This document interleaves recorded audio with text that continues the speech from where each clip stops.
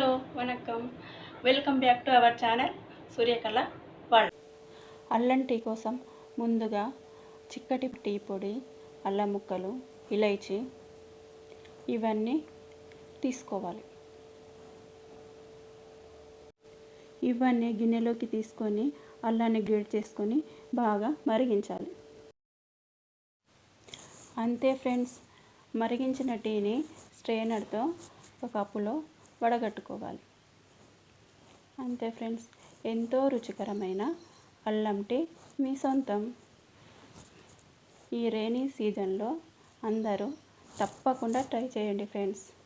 మంచి రిలీఫ్ ఉంటుంది, గొంతుకు చాలా హాయిగా ఉంటుంది. ఈ చిట్కా మీకు నచ్చింది అనుకుంటా. Follow my channel.